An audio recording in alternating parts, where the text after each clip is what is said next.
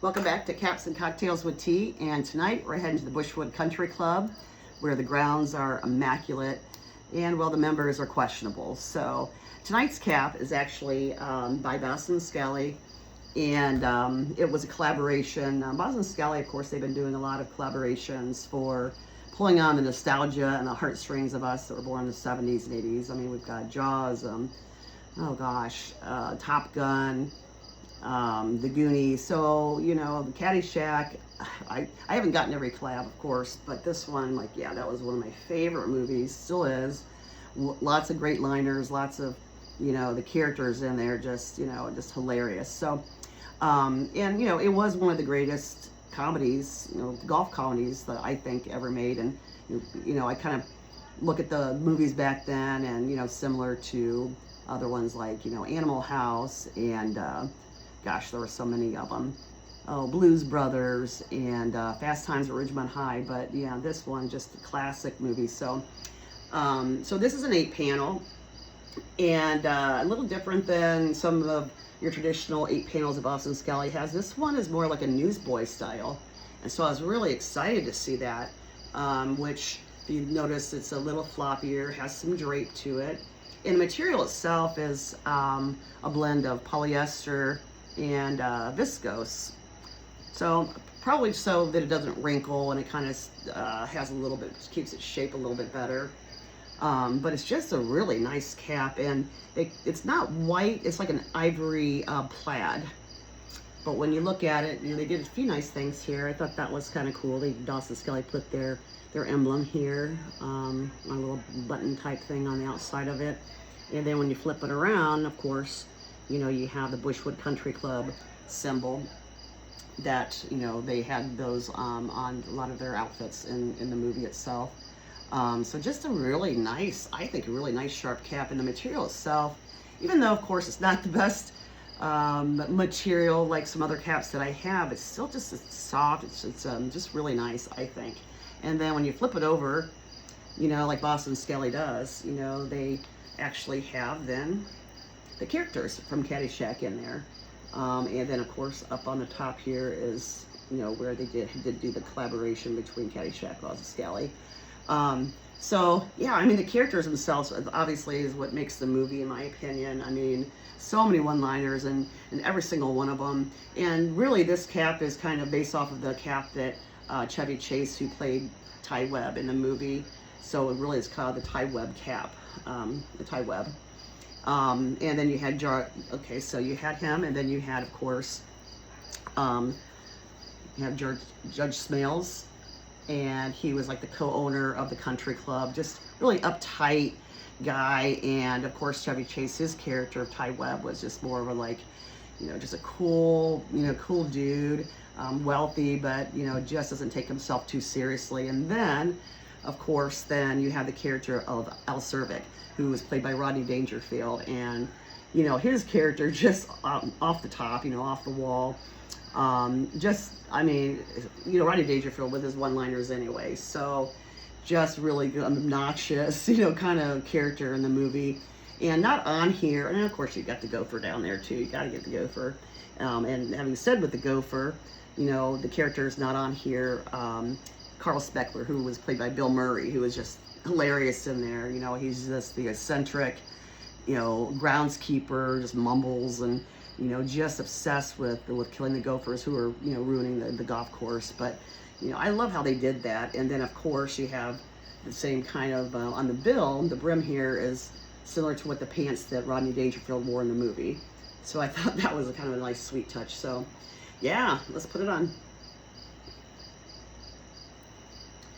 And I got a small in this one. I go back and forth with sizing with Boston Scally caps between an extra small and a small, but I think I got the right size, because again, I do like drape in caps anyway, so it feels really good. I'll do a turn, a spin.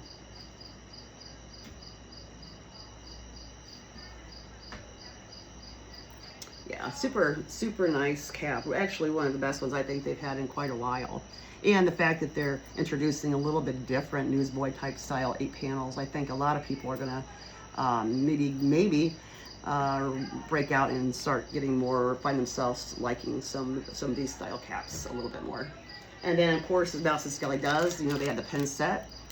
So the pens themselves, you got the golf ball, of course, the Caddyshack golf ball.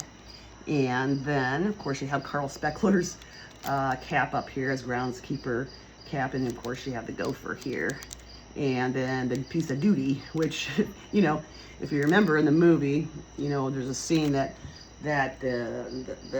someone found duty in the pool. So they had to clean, empty the whole pool, disinfect it, clean it. So then there's Carl Speckler, who's Bill Murray, you know, cleaning, disinfecting, has all the gear on, and then looks down, everything's drained, and he picks up the piece of duty, which actually was, you know, Baby Ruth bar that somebody threw in the pool. And then you look at Judge Smales rather, and his wife are standing there watching every movie he makes, and then he just picks it up and just takes a bite out of it, and so she of course faints, and it's just hilarious. I mean, so anyhow, that's the pens. And then in true Boston Scally style, you know, they actually did the same on the dust bag, which is what the same as the inside of the cap is. So I don't know, I'm pretty excited about it. I think it's a nice, really nice cap, and I will wear it quite a bit, because you can wear it with a lot of things. All right, so that's the cap. So I'm gonna pair it, you know, with something kind of traditional that goes along with a country club, golf course, and I'm gonna make an Arnold Palmer. So I'm gonna fill my cup up here. And Arnold Palmer is really just, you know, cold brewed black tea and lemonade, you know, sweet lemonade. So it's just a 1-to-1 ratio, half and half of that. So let's get this lemonade to shake up here. And let's go ahead and pour half lemonade. It's the cup. That's about half. And not a sweet tea, but just unsweetened, you know, like a cold brewed tea. Oh, that's really full.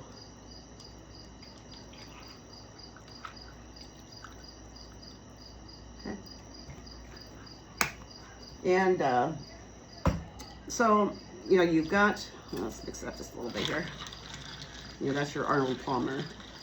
And if you want to go from an Arnold Palmer and you want to make it a John Daly, well, then you need to add a shot of vodka, which, you know, that makes better sense, right? You know, I'm not just making non-alcoholic drinks in my bar. So, but I'm going to give you just a little bit of advice, and that is that there's a force in the universe that just makes things happen. And, you know, you have to do is just get in touch with it, stop thinking, let things happen, and just be the glass. You know, you gotta find your center.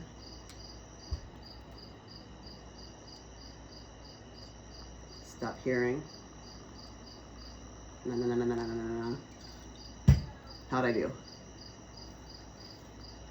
Oh, that didn't look like I did too well, but all right. Well, you know, I did give it a shot. It wasn't the best shot, obviously, but hopefully I got a little bit of vodka in there, just in case I didn't. Yeah, let's give it a little bit more, and we'll see how that tastes. All right. So now let's mix that in, and of course, the cocktail has to have a garnish. Let me see how bad I did there. Oh, well, that's actually pretty delightful. So let's give it a nice garnish there. But yeah, I mean, good drink. I'm not sure how much vodka actually went in there, but it tasted right. So I hope I got some in there. The other thing that I thought was interesting is I'm like, you know, that's kind of a boring drink for me to make in the bar. I kind of felt like initially, is just the Arnold Palmer and the John Daly with the vodka. So in the movie, there was a scene where Rodney Dangerfield goes up to the bar and, you know, he orders what he called a bull shot. Hey, you know, he goes up, hey, do you have a bull shot? Make me a bull shot. And bartender said something or other, but then he never saw the drink. He never saw, well, what is a bull shot? So, of course, I'm like, maybe I'll make a bull shot and see what it is. And I had to write it down because I'd never heard of it. So, a bowl shot was invented in Detroit Caucus Club in 1952. And apparently, Campbell's Soup, they needed to increase the sales of their canned beef bouillon soup. And so they hired this guy, John Hurley, and he's an advertising executive, and hired his firm to help them increase their sales of Campbell's beef broth. Yeah, so a drink with beef broth. And you know, the funny thing is that Danny and I went to dinner last night, and I was like, I might order a bowl shot just to see if they know what it is. And I almost did. I'm like, no, I better try it first, because they probably won't know what it is. And if they do, because supposedly it's on the comeback, which I don't know about that. But if I did do that and I hated it, then I'm stuck with this Campbell's Soup drink. But then I looked at the ingredients of it. Okay, so I'm gonna make it, and I'm gonna tell you the ingredients. All right, so I do need the mixing thing here. And let me fill this up with ice. Yeah, and I wish, you know, they didn't really show the drink or anything, so I'm like, we're gonna make a bowl shot. We're gonna make a bowl shot.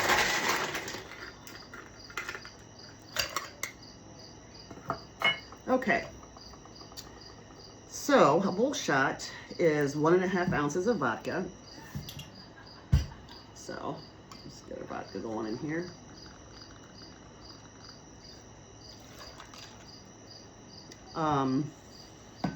And 3 ounces of Campbell's beef broth. Yeah, so I guess we'll give it a shake. You know what? I'm gonna actually mix this stuff in here instead, and then I'll pour it in a glass so we can see what it looks like, the coloring and stuff. So yeah, Campbell's beef broth. So it calls for 3 ounces of Campbell's beef broth. So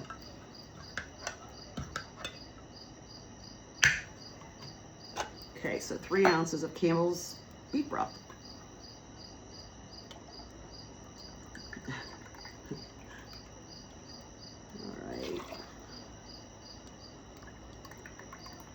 No, that's about 3. Okay, so Campbell's beef broth, we got that in there.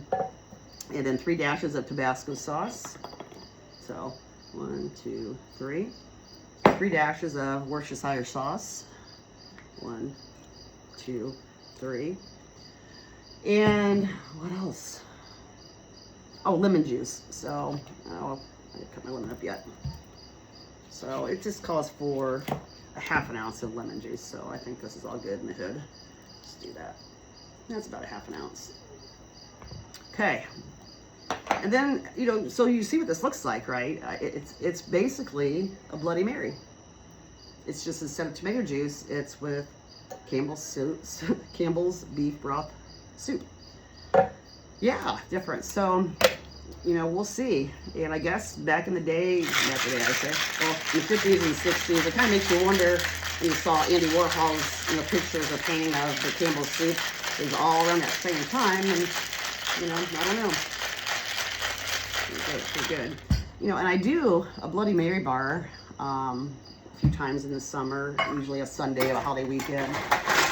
Another recovery stage for a lot of people. And I thought, well, if this is a pretty good drink, and I don't know that it will be, but if it is, maybe the bowl shot will be offered up in Shenanigans Bar. We'll see. All right, so here we go. The bowl shot. Yeah. You know, it doesn't look too offensive. You know, so then we gotta do a taste test. And so garnish wise for this guy though, you know, obviously just like you would a Bloody Mary, I suppose. Give it a lemon wheel. Give it a stalk of celery. I'm nervous to try this. I don't know why. I mean, it's beef broth. Okay, so here we go.